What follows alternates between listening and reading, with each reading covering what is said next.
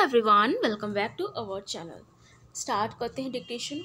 80 word per minute, 90 word per minute and 100 word per minute fluctuate dictation, Hindi shorthand dictation बोली जाएगी। ठीक है, इस चैनल पर बहुत ही जेन्युइन डिक्टेशन एंड इन्फॉर्मेशन मिलती है। ठीक है, it's a my very busy schedule, so dictation students की डिमांड है कि या dictation 10 minutes and 10 minutes journal बोली जाए तो यह आपको अपलोड कर दी जाएगी। जो भी स्टूडेंट इस चैनल पर न्यू हों प्लीज़ सब्सक्राइब जरूर करें, बेल आइकन को प्रेस करें, नोटिफिकेशन आपको मिल जाएगी। आप डिक्टेशन लिखेंगे और अपने एग्जामिनेशन को क्लियर करें। ठीक है, स्टार्ट इन 5 सेकेंड।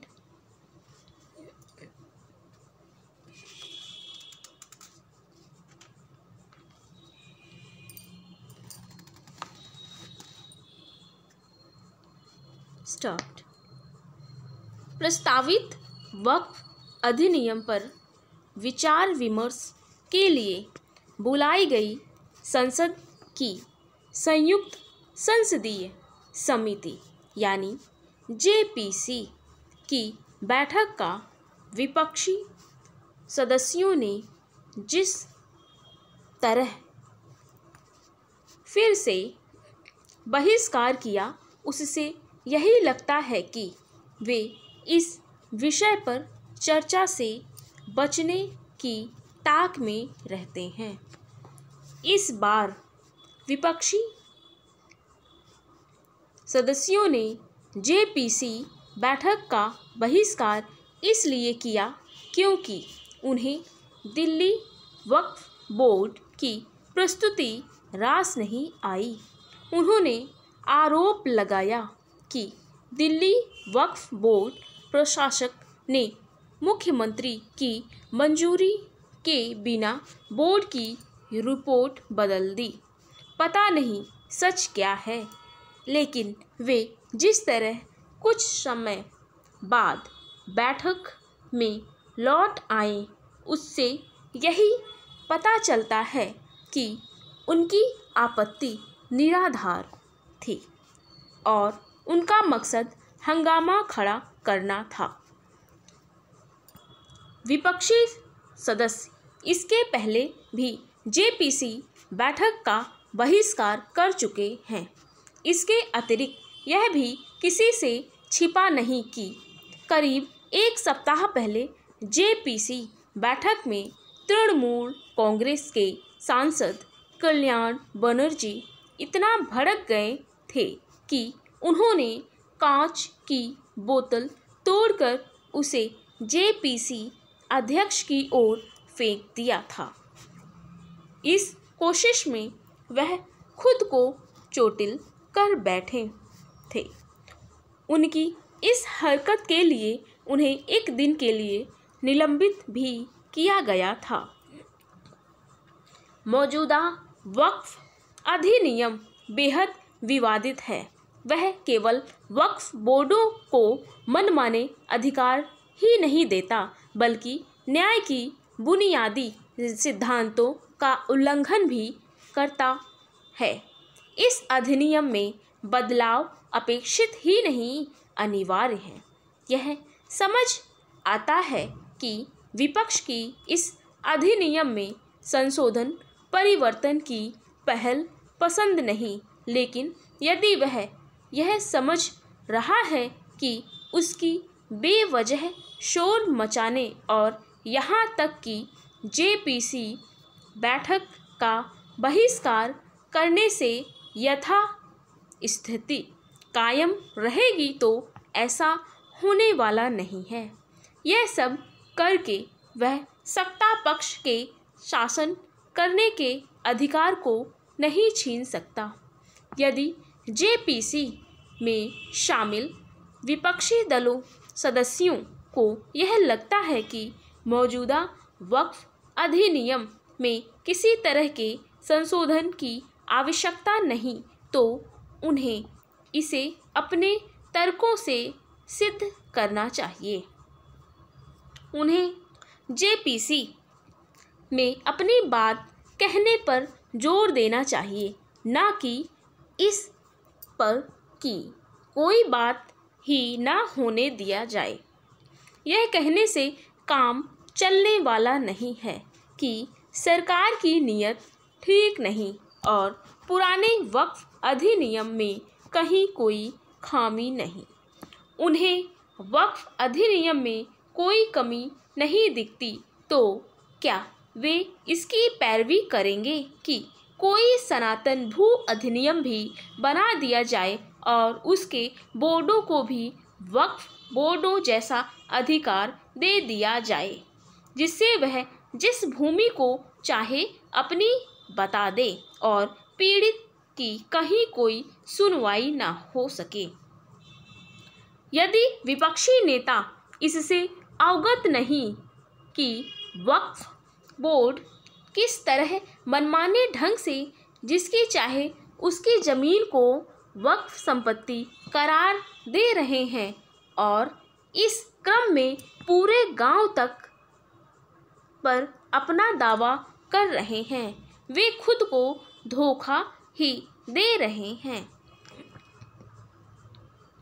रूस में ब्रिक्स शिखर सम्मेलन में भारतीय प्रधानमंत्री और चीनी राष्ट्रपति के बीच द्विपक्षीय वार्ता के बाद दोनों देशों के संबंध सामान्य होने की संभावना बढ़ अवश्य गई है, लेकिन इसमें समय लगेगा क्योंकि बीते 4 वर्षों में चीन ने अपनी हरकतों से भारत का भरोसा खोने का काम किया है।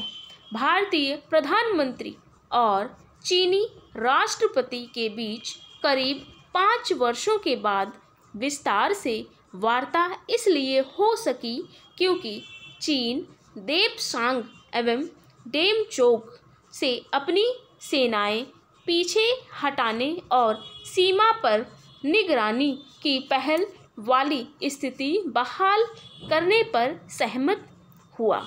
यह अच्छा हुआ कि प्रधानमंत्री मोदी ने चीनी राष्ट्रपति को संबोधित करते हुए इस पर जोर दिया कि सीमा पर शांति रहनी चाहिए और आपसी विश्वास एवं सहयोग को बढ़ावा देने के साथ एक दूसरे की संवेदनशीलता का सम्मान किया जाना चाहिए।